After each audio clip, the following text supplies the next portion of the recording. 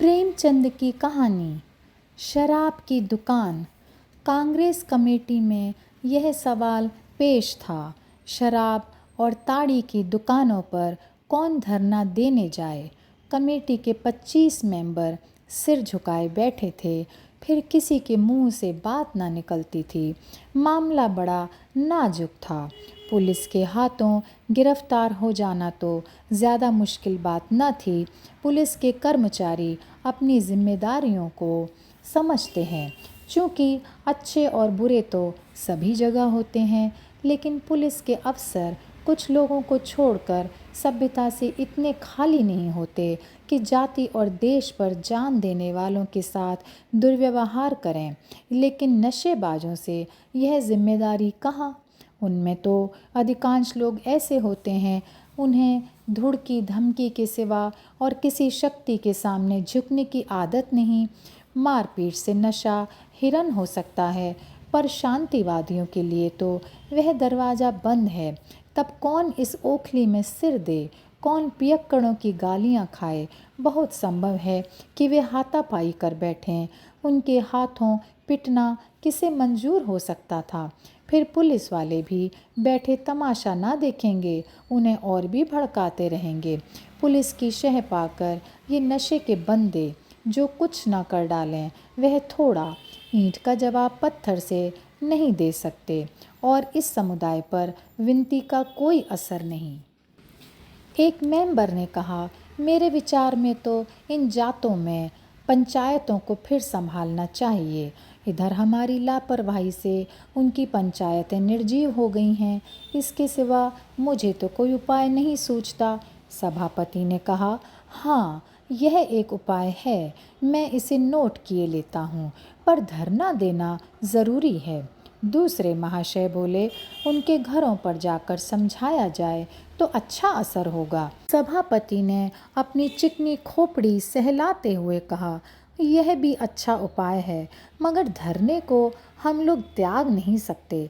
फिर सन्नाटा छा गया। पिछली कतार में एक देवी भी मौन बैठी हुई थीं। जब कोई मेंबर बोलता था, वह एक नज़र उसकी तरफ डालकर फिर सिर झुका लेती थीं। यही कांग्रेस की लेडी मेंबर थीं।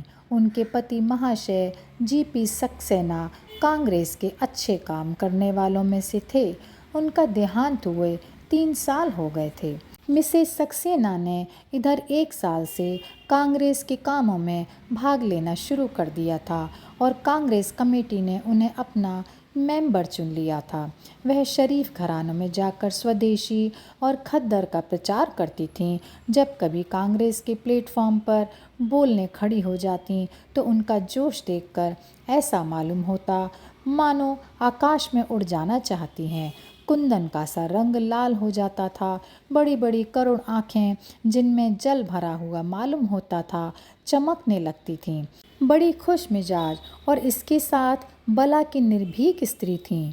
दबी हुई चिंगारी थीं, जो हवा पाकर दहक उठती है। उनके मामूली शब्दों में इतना आकर्षण कहाँ से आ जाता था, कह नहीं सकते। कमेटी के कई जवान मेंबर जो पहले कांग्रेस में बहुत कम आते थे, अब बिना नागा आने लगे थे। मिसेज सक्सेना कोई भी प्रस्ताव करें, उनका अनुमोदन करने वालों की कमी ना थी। उनकी सादगी, उनका उत्साह, उनकी विनय, उनकी मृदुवाणी कांग्रेस पर उनका सिक्का जमाए देती थीं। हर आदमी उनकी खातिर सम्मान की सीमा तय करता था, पर उनकी स्वाभाविक नम्रता उन्हें अपने दैवी साधनों से पूरा फ़ायदा न उठाने देती थी। जब कमरे में आती, लोग खड़े हो जाते, पर वे पिछली सफ से आगे न बढ़ती थीं। मिसेस सक्सेना ने प्रधान से पूछा, शराब की दुकान पर औरतें धरना दे सकती है? सबकी आंखें उनकी ओर उठ गईं। इस प्रश्न का आशय सब समझ गए। प्रधान ने कातर स्वर में कहा, महात्मा जी ने तो यह काम औरतों के ही सुपुर्द करने पर जोर दिया है, पर मिसेस सक्सेना ने उन्हें अपना वाक्य पूरा न करने दिया। बोली, तो फिर मुझे इस काम पर भेज दीजिए। लोगों ने कौतूहल की आंखों से मिसेस सक्सेना को देखा। यह सुकुमारी, जिसके कोमल अंगों में शायद हवा भी चुभती हो, गंदी गालियों में ताड़ी और शराब की दुर्गंध भरी दुकानों के सामने जाने और नशे से पागल आदमियों की कलुषित आंखों और बाहों का सामना करने को कैसे तैयार हो गईं? एक महाशय ने अपने समीप के आदमी के कान में कहा। भला की निडर औरत है। उन महाशय ने जले हुए शब्दों में उत्तर दिया, हम लोगों को कांटों में घसीटना चाहती हैं और कुछ नहीं। वह बेचारी क्या पिकेटिंग करेंगी? दुकान के सामने खड़ा तक तो हुआ न जाएगा। प्रधान ने सिर झुकाकर कहा, मैं आपके साहस और उत्सर्ग की प्रशंसा करता हूँ, लेकिन मेरे विचार में अभी इस शहर की दशा ऐसी नहीं है कि देवियाँ पिकेटिंग कर सकें। आपको खबर नहीं, नशेबाज कितने मुंहफट होते हैं, विनय तो वे जानते ही नहीं। मिसेस सक्सेना ने व्यंग भाव से कहा, तो क्या आपका विचार है कि कोई ऐसा जमाना भी आएगा जब शराबी लोग विनय और शील के पुतले बन जाएंगे? यह दशा तो हमेशा ही रहेगी। आखिर महात्मा जी ने कुछ समझकर ही तो औरतों को यह काम सौंपा है। मैं नहीं कह सकती कि मुझे कहाँ तक सफलता होगी, पर इस कर्तव्य को टालने से काम न चलेगा। प्रधान ने पसोपेश में पढ़कर कहा, मैं तो आपको इस काम के लिए घसीटना उचित नहीं समझता, आगे आपका अख्तियार है। मिसेस सक्सेना ने जैसे विनय का आलिंगन करते हुए कहा, मैं आपके पास फरियाद लेकर न आऊँगी कि मुझे फलां आदमी ने मारा या गाली दी। इतना जानती हूँ कि अगर मैं सफल हो गई तो ऐसी स्त्रियों की कमी न रहेगी जो इस काम को 16 आने अपने हाथ में ही ले लें। इस पर एक नौजवान मेंबर ने कहा, मैं सभापति से निवेदन करूंगा कि मिसेस सक्सेना को यह काम देकर आप हिंसा का सामना कर रहे हैं। इससे यह कहीं अच्छा है कि आप मुझे ये काम सौंप दें। मिसेस सक्सेना ने गर्म होकर कहा, आपके हाथों हिंसा होने का डर और भी ज़्यादा है। इस नौजवान मेंबर का नाम था जयराम। एक बार एक कड़ा व्याख्यान देने के लिए जेल होकर आए थे, पर उस वक्त उनके सिर गृहस्थी का भार न था। कानून पढ़ते थे। अब उनका विवाह हो गया था, 2-3 बच्चे भी हो गए थे। दशा बदल गई थी। दिल में वही जोश, वही तड़प, वही दर्द था, पर अपनी हालत से मजबूर थे। मिसेस सक्सेना की ओर नम्र आग्रह से देखकर बोले, आप मेरी खातिर इस गंदे काम में हाथ ना डालें। मुझे 1 सप्ताह का अवसर दीजिए। अगर इस बीच कहीं दंगा हो जाए तो आपको मुझे निकाल देने का अधिकार होगा। मिसेस सक्सेना जयराम को खूब जानती थीं। उन्हें मालूम था कि यह त्याग और साहस का पुतला है और अब तक परिस्थितियों के कारण पीछे दबका हुआ था। इसके साथ ही वे यह भी जानती थीं कि इसमें वह धैर्य और बर्दाश्त नहीं है जो पिकेटिंग के लिए लाजमी है। जेल में उसने दरोगा को अपशब्द कहने पर चांटा लगा दिया था और उसकी सज़ा 3 महीने और बढ़ गई थी। बोली, आपके सिर गृहस्थी का भार है। मैं घमंड नहीं करती, पर जितने धैर्य से मैं यह काम कर सकती हूँ आप नहीं कर सकते। जयराम ने उसी नम्र आग्रह के साथ कहा, आप मेरे पिछले रिकॉर्ड पर फैसला कर रही हैं। आप भूल जाती हैं कि आदमी की अवस्था के साथ उसकी उद्दंडता घटती जाती है। प्रधान ने कहा, मैं चाहता हूँ कि महाशय जयराम इस काम को अपने हाथों में ले लें। जयराम ने प्रसन्न होकर कहा, मैं सच्चे हृदय से आपको धन्यवाद देता हूँ। मिसेस सक्सेना ने निराश होकर कहा, महाशय जयराम, आपने मेरे साथ बड़ा अन्याय किया है। मैं इसे कभी क्षमा न करूँगी। आप लोगों ने इस बात का आज नया परिचय दे दिया कि पुरुषों के अधीन स्त्रियां अपने देश की सेवा भी नहीं कर सकती। दूसरे दिन तीसरे पहर जयराम 5 स्वयंसेवकों को लेकर बेगमगंज के शराब खाने की पिकेटिंग करने जा पहुंचा। ताड़ी और शराब दोनों की दुकानें मिली हुई थीं। ठेकेदार भी एक ही था। दुकान के सामने सड़क की पटरी पर अंदर के आंगन में नशेबाजों की टोलियां विष में अमृत का आनंद लूट रही थीं। कोई वहां अफलातून से कम न था। कहीं वीरता की डींग थी, कहीं अपने दान दक्षिणा के पचड़े और कहीं अपने बुद्धि कौशल का आलाप। अहंकार नशे का मुख्य रूप है। एक बूढ़ा शराबी कह रहा था, भैया जिंदगानी का भरोसा नहीं। हाँ, कोई भरोसा नहीं, मेरी बात मान लो, जिंदगानी का कोई भरोसा नहीं।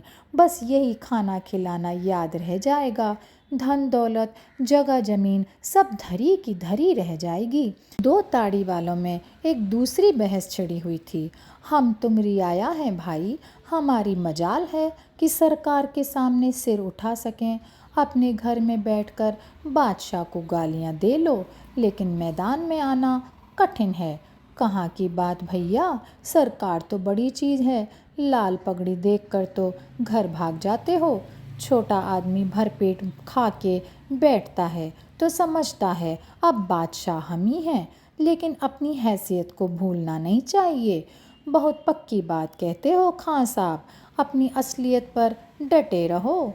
जो राजा है वह राजा है, जो प्रजा है वो प्रजा है। भला प्रजा कहीं राजा हो सकती है?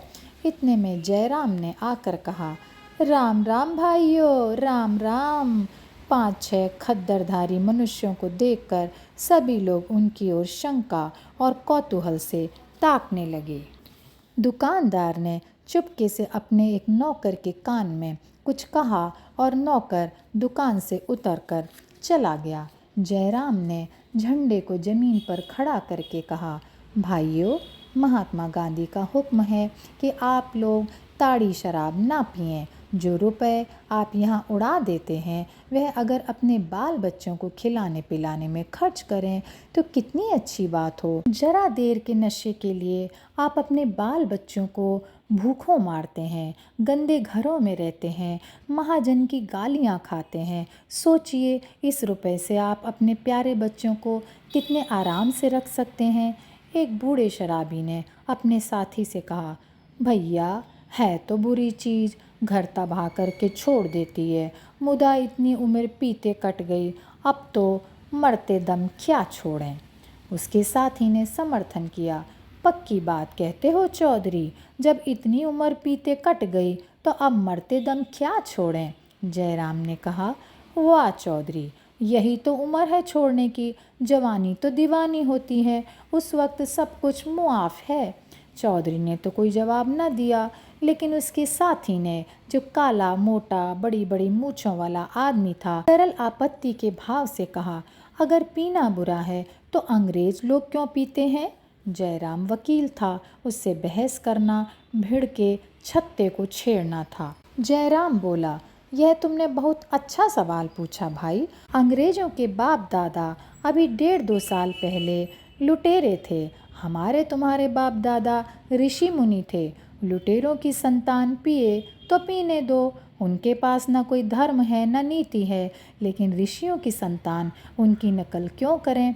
हम और तुम उन महात्माओं की संतान हैं जिन्होंने दुनिया को सिखाया, जिन्होंने दुनिया को आदमी बनाया। हम अपना धर्म छोड़ बैठे, उसी का फल है कि आज हम गुलाम हैं, लेकिन अब हमने गुलामी की जंजीरों को तोड़ने का फैसला कर लिया है। और एकाएक थानेदार और 4-5 कांस्टेबल आ खड़े हुए। थानेदार ने चौधरी से पूछा, ये लोग तुमको धमका रहे हैं?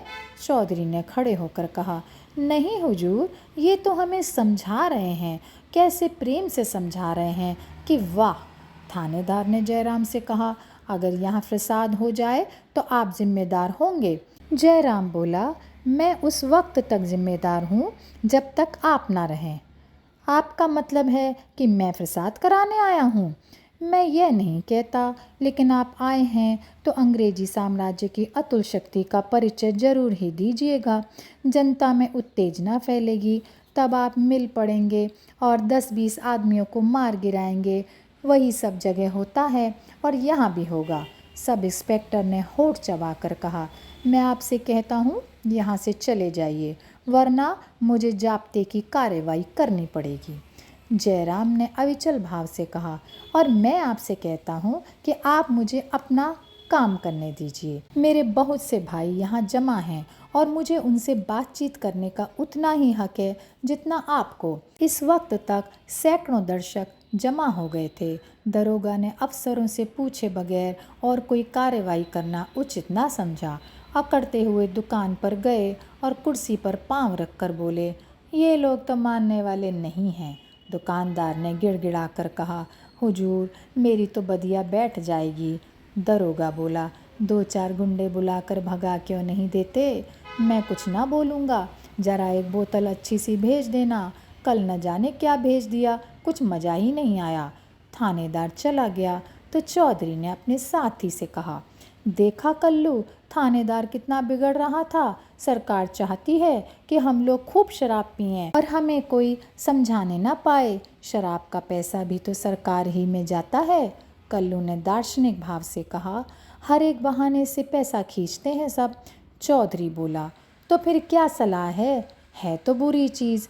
कल्लू बोला, बहुत बुरी चीज़ है भैया, महात्मा जी का हुक्म है तो छोड़ ही देना चाहिए। चौधरी बोला, अच्छा तो यह लो, आज से अगर पिए तो दोगला।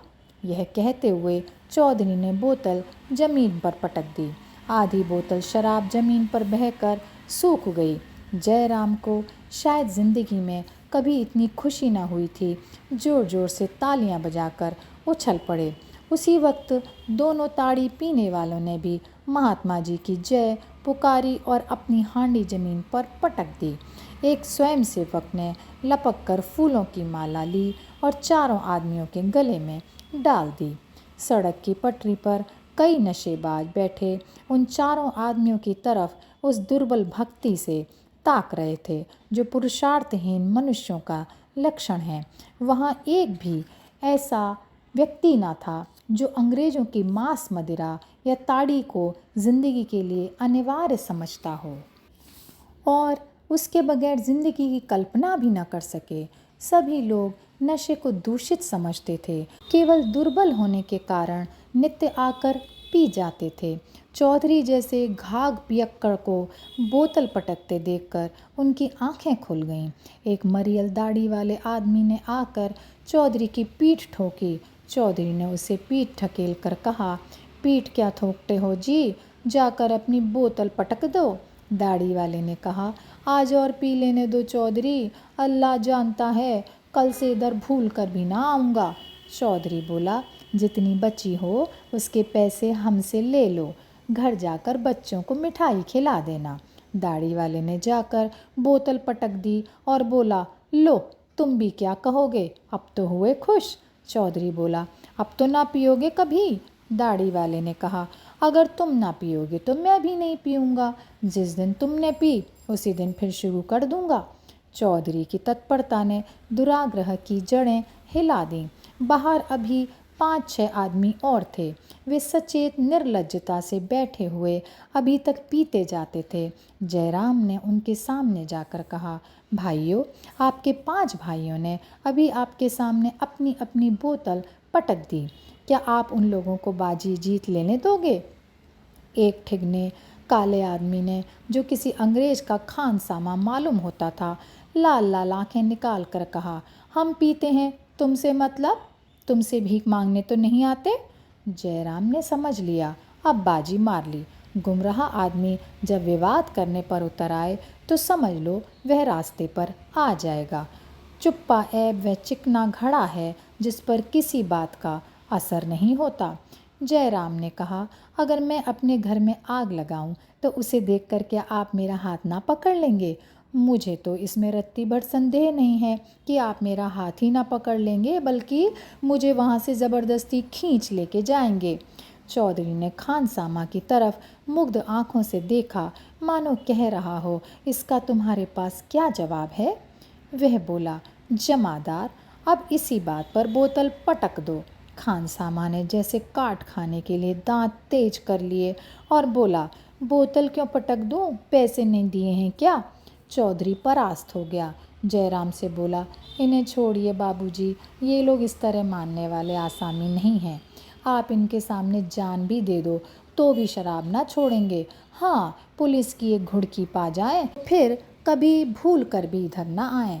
खानसामा ने चौधरी की ओर तिरस्कार के भाव से देखा, जैसे कह रहा हो, क्या तुम समझते हो कि मैं ही मनुष्य हूँ, ये सब पशु हैं? फिर बोला, तुमसे क्या मतलब है जी? क्यों बीच में कूद पड़ते हो? मैं तो बाबूजी से बात कर रहा हूँ। तुम कौन होते हो बीच में बोलने वाले? मैं तुम्हारी तरह नहीं हूँ कि बोतल पटक कर वाह वाह कराऊँ, कल फिर मुंह में कालिख लगाऊँ, घर पर मंगवा कर पीऊँ। जब यहाँ छोड़ेंगे तो सच्चे दिल से छोड़ेंगे, फिर कोई लाख रुपए भी दे तो आंख उठाकर ना देखें। जयराम बोला, मुझे आप लोगों से ऐसी ही आशा है। चौधरी ने खानसामा की ओर कटाक्ष करके कहा, क्या समझते हो मैं कल फिर पीने आऊँगा? खानसामा ने उद्दंडता से कहा, हाँ हाँ कहता हूँ तुम आओगे और बदकर आओगे। कहो पक्के कागज़ पर लिख दूँ? चौधरी बोला, अच्छा भाई तुम बड़े धर्मात्मा हो, मैं पापी सही। तुम छोड़ोगे तो ज़िंदगी भर के लिए छोड़ोगे। मैं आज छोड़कर कल फिर पीने लगूंगा। यही सही, मेरी एक बात गांठ बांध लो, तुम उस बखत छोड़ोगे जब जिंदगी तुम्हारा साथ छोड़ देगी। इससे पहले तुम नहीं छोड़ सकते। खानसामा बोला, तुम मेरे दिल का हाल क्या जानते हो? चौधरी बोला, जानता हूँ, मैं तुम्हारे जैसे सैकड़ों आदमियों को भुगत चुका हूँ।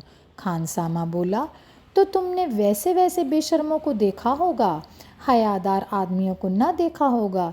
यह कहते हुए उसने जाकर बोतल पटक दी और बोला, अब अगर तुम इस दुकान पर देखना तो मुख में कालिक लगा देना। चारों तरफ तालियां बजने लगीं। मर्द ऐसे होते हैं। ठेकेदार ने दुकान से नीचे उतर कर कहा, तुम लोग अपनी अपनी दुकान पर क्यों नहीं जाते हो? मैं तो किसी की दुकान पर नहीं जाता। एक दर्शक ने कहा, खड़े हैं तो तुमसे मतलब? सड़क तुम्हारी नहीं है, तुम गरीबों को लूटे जाओ, किसी के बाल बच्चे भूखों मरें, तुम्हारा क्या बिगड़ता है? दूसरे शराबियों से बोला, क्यों यारो अब भी पीते जाओगे? जानते हो यह किसका हुक्म है? अरे कुछ तो शर्म करो। जयराम ने दर्शकों से कहा, आप लोग यहाँ भीड़ ना लगाएं और ना किसी को भला बुरा कहें। मगर दर्शकों का समूह बढ़ता जाता था। अभी तक 4-5 आदमी बेगम बैठे हुए कुल्हड़ पर कुल्हड़ चढ़ा रहे थे। एक मन चले आदमी ने जाकर उस बोतल को उठा लिया जो उनके बीच में रखी हुई थी और उसे पटकना चाहता था कि चारों शराबी उठ खड़े हुए और उसे पीटने लगे। जयराम और उसके स्वयंसेवक तुरंत वहां पहुंच गए और उसे बचाने की चेष्टा करने लगे कि चारों उसे छोड़कर जयराम की तरफ लपके। दर्शकों ने देखा कि जयराम पर मार पड़ना चाहती है तो कई आदमी झल्लाकर उन चारों शराबियों पर टूट पड़े, लातें, घूंसे और डंडे चलाने लगे। जयराम को इसका कुछ अवसर न मिलता था कि किसी को समझाए। दोनों हाथ फैलाए उन चारों के वारों से बच रहा था। वह चारों भी आपे से बाहर होकर दर्शकों पर डंडे चला रहे थे। जयराम दोनों तरफ से मार खाता था। शराबियों के वार भी उस पर पड़ते थे, तमाशाइयों के वार भी उस पर पड़ते थे, पर वह उनके बीच में से हटता न था। अगर वह इस वक्त अपनी जान बचाकर हट जाता तो शराबियों की खैरियत न थी। इसका दोष कांग्रेस पर पड़ता। वह कांग्रेस को इस आक्षेप से बचाने के लिए अपने प्राण देने तक को तैयार था। मिसेज सक्सेना को अपने ऊपर हंसने का मौका वह ना देना चाहता था। आखिर उसके सिर पर डंडा इस जोर से पड़ा कि वह सिर पकड़कर बैठ गया। उसकी आंखों के सामने तितलियां उड़ने लगीं, फिर उसे होश न रहा। जयराम सारी रात बेहोश पड़ा रहा। दूसरे दिन सुबह को जब उसे होश आया तो सारी देह में पीड़ा हो रही थी और कमजोरी इतनी थी कि रह रह कर जी उठता जाता था। एकाएक सिरहाने की तरफ आंख उठ गई तो मिसेज सक्सेना बैठी नजर आईं। उन्हें देखते ही स्वयं सेवकों के मना करने पर भी वह उठ बैठा। दर्द और कमजोरी दोनों जैसे गायब हो गईं। एक एक अंग में स्फूर्ति दौड़ गई। मिसेज सक्सेना ने उसके सिर पर हाथ रखकर कहा, आपको बड़ी चोट आई है, इसका सारा दोष मुझ पर है। जयराम ने भक्तिमय कृतज्ञता के भाव से देखकर कहा, चोट तो ऐसी ज़्यादा न थी, इन लोगों ने बरबस पट्टी सट्टी बांधकर जख्मी बना दिया है। मिसेस सक्सेना ने ग्लानित होकर कहा। मुझे आपको नहीं जाने देने चाहिए था। जयराम बोला। आपका वहाँ जाना उचित न था। मैं आपसे अब भी यही अनुरोध करूँगा कि उस तरफ न जाइएगा। मिसेस सक्सेना ने जैसे उन बाधाओं पर हंसकर कहा, वाह, मुझे आज से वहाँ पिकेट करने की आज्ञा मिल गई है। आप मेरी इतनी विनय मान जाइएगा। शोहदों के लिए आवाज़ कसना बिल्कुल मामूली बात है। मैं आवाज़ों की परवाह नहीं करती। जयराम बोला, तो फिर मैं भी आपके साथ चलूँगा। आप इस हालत में? मिसेस सक्सेना ने आश्चर्य से कहा। मैं बिल्कुल अच्छा हूँ, सच। यह नहीं हो सकता जब तक डॉक्टर यह ना कह देगा कि अब आप वहाँ जाने के योग्य हैं। आपको मैं न जाने दूंगी, किसी भी तरह नहीं जाने दूंगी। तो मैं भी आपको न जाने दूंगा। मिसेस सक्सेना ने मृदु व्यंग के साथ कहा, आप भी अन्य पुरुषों की ही भांति स्वार्थ के पुतले हैं। सदा यश खुद लूटना चाहते हैं, औरतों को कोई मौका नहीं देना चाहते। कम से कम यह तो देख लीजिए कि मैं भी कुछ कर सकती हूँ या नहीं। जयराम ने व्यथित कंठ से कहा, जैसी आपकी इच्छा। तीसरे पहर मिसेस सक्सेना 4 स्वयं सेवकों के साथ बेगमगंज चलीं। जयराम आंखें बंद किए चारपाई पर पड़ा रहा। शोर सुनकर चौंका और अपनी स्त्री से पूछा, यह शोर कैसा है? स्त्री ने खिड़की से झांक कर देखा और बोली, वह औरत जो कल आई थी, झंडा लिए कई आदमियों के साथ जा रही है। इसे शर्म भी नहीं आती। जयराम ने उसके चेहरे पर क्षमा की दृष्टि डाली और विचार में डूब गया। फिर वह उठ खड़ा और बोला, मैं भी वहाँ जाता हूँ। स्त्री ने उसका हाथ पकड़कर कहा, अभी कल मार खाकर आए हो, आज फिर जाने की सूझी? जयराम ने हाथ छुड़ाकर कहा, तुम उसे मार कहती हो, मैं उसे उपहार समझता हूँ। स्त्री ने उसका रास्ता रोक लिया। मैं कहती हूँ, तुम्हारा जी अच्छा नहीं है, मत जाओ। क्यों मेरी जान के ग्राहक हुए हो? उसकी देह में हीरे नहीं जड़े हैं जो वहाँ कोई नोच लेगा। जयराम ने मिन्नत करके कहा, मेरी तबीयत बिल्कुल अच्छी है चम्मू। अगर कुछ कसर है तो वह भी मिट जाएगी। भला सोचो, यह कैसे मुमकिन है कि एक देवी उन शोहदों के बीच में पिकेटिंग करने जाए और मैं बैठा रहूं? मेरा वहाँ रहना ज़रूरी है। अगर कोई बात आ पड़ी तो कम से कम मैं लोगों को समझा तो सकूँगा। चम्मू ने जल कर कहा, यह क्यों नहीं कहते कि कोई और ही चीज़ खींचे लिए जाती है?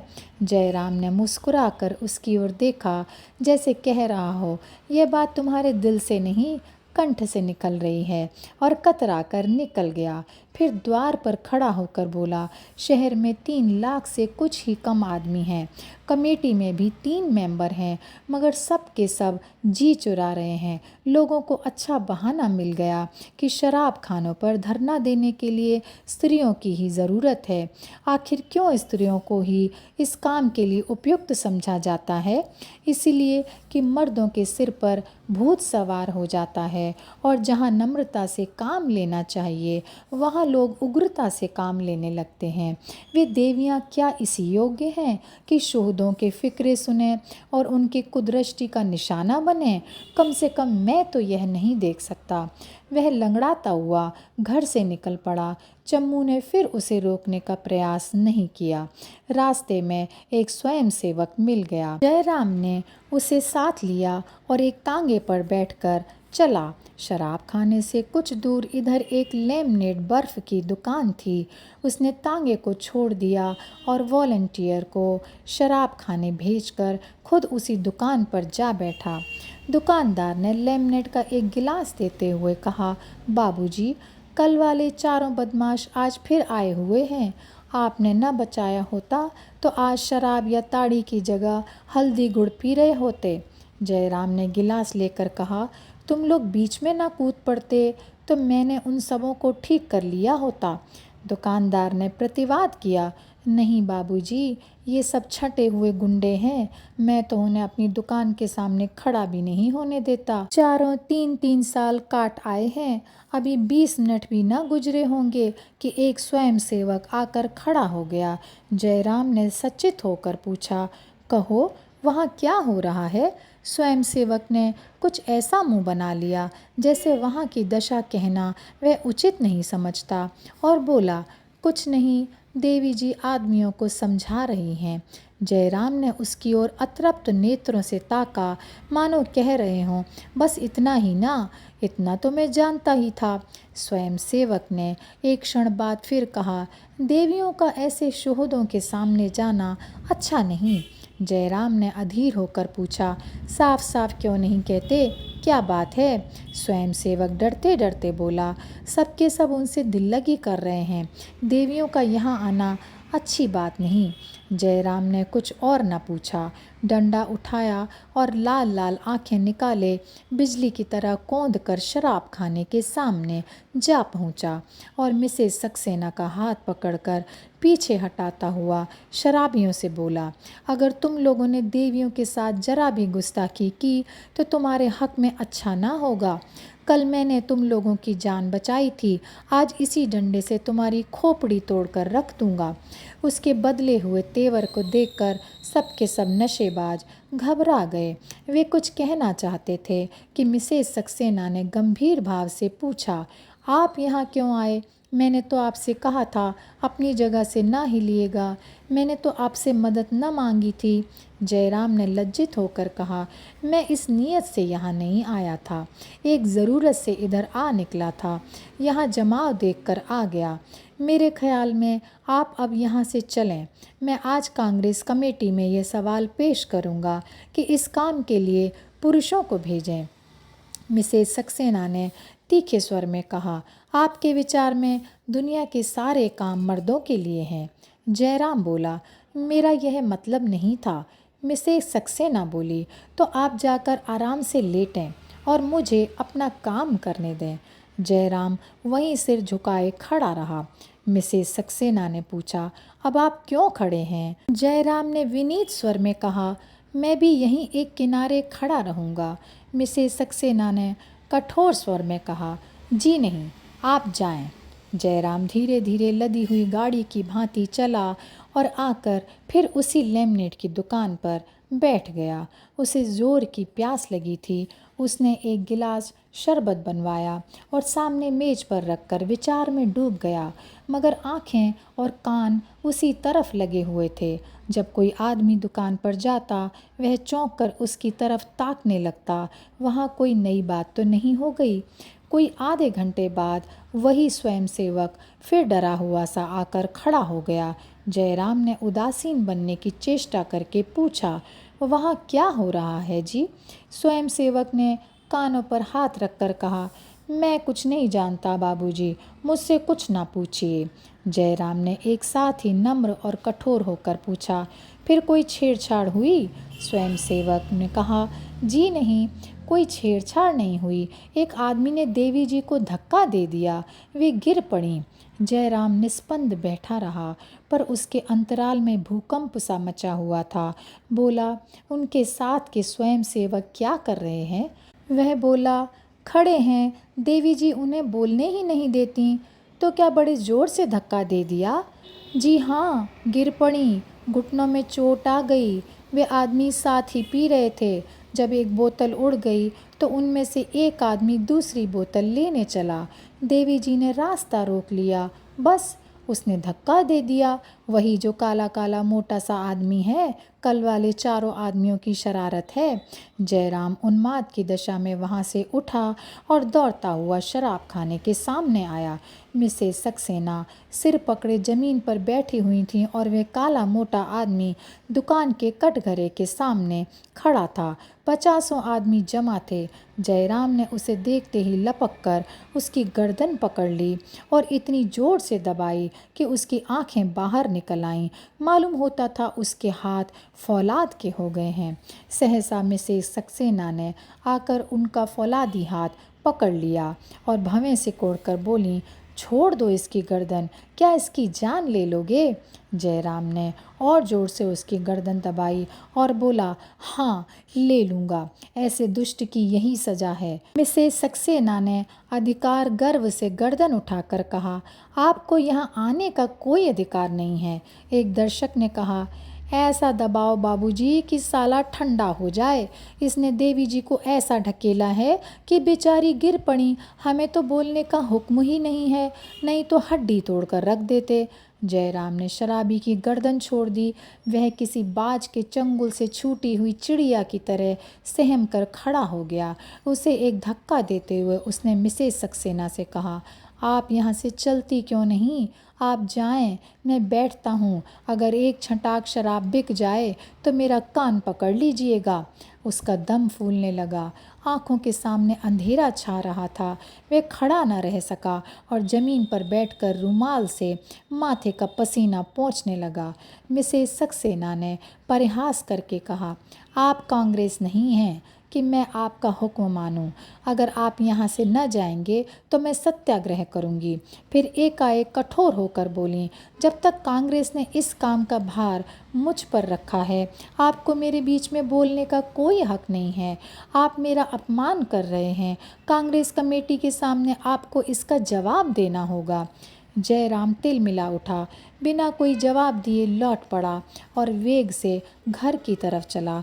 पर ज्यों-ज्यों आगे बढ़ता था उसकी गति मंद होती जाती थी, यहाँ तक कि बाजार के दूसरे सिरे पर आकर वह रुक गया। रस्सी यहाँ खत्म हो गई थी। उसके आगे जाना उसके लिए असाध्य हो गया। जिस झटके ने उसे यहाँ तक भेजा था उसकी शक्ति अब शेष हो गई थी। उन शब्दों में जो कटुता और चोट थी उसमें अब उसे सहानुभूति और स्नेह की सुगंध आ रही थी। उसे फिर चिंता हुई, न जाने वहाँ क्या हो रहा है। कहीं उन बदमाशों ने कोई और दुष्टता न की हो या पुलिस न आ जाए। वह बाजार की तरफ मुड़ा, लेकिन एक कदम ही चलकर फिर रुक गया। ऐसे पसोपेश में वह कभी न पड़ा था। सहसा उसे वहीं स्वयं सेवक दौड़कर आता हुआ दिखाई दिया। वह बदहवास होकर उससे मिलने के लिए खुद भी उसकी तरफ दौड़ा। बीच में दोनों मिल गए। जयराम ने हाँफते हुए पूछा, क्या हुआ? क्यों भागे जा रहे हो? स्वयं सेवक ने दम लेकर कहा, बड़ा गजब हो गया बाबूजी। आपके आने के बाद वह काला शराबी बोतल लेकर दुकान से चला तो देवी जी दरवाजे पर बैठ गईं। वह बार बार देवी जी को हटाकर निकलना चाहता था, पर वे फिर आकर बैठ जाती हैं। धक्कम धक्के में उनके कुछ कपड़े फट गए हैं और कुछ चोट भी। अभी बात पूरी भी ना हुई थी कि जयराम शराब खाने की तरफ दौड़ा। जयराम शराब खाने के सामने पहुंचा तो देखा मिसेस सक्सेना के चारों स्वयंसेवक दुकान के सामने लेटे हुए हैं और मिसेस सक्सेना एक किनारे सिर झुकाए खड़ी हैं। जयराम ने डरते डरते उनके चेहरे पर निगाह डाली। आंचल पर रक्त की बूंदें दिखाई दी। उसे फिर कुछ सुध ना रही। खून की वे चिंगारियाँ जैसे उसके रोम रोम में समा गईं। उसका खून खौलने लगा और मानो उसके सिर खून सवार हो गया हो। वह उन चारों शराबियों पर टूट पड़ा और पूरे जोर के साथ लकड़ी चलाने लगा। एक एक बूंद की जगह वह एक एक घड़ा खून बहा देना चाहता था। खून उसे कभी इतना प्यारा ना था। खून में इतनी उत्तेजना है इसकी उसे खबर ना थी। वह पूरे जोर से लकड़ी चला रहा था।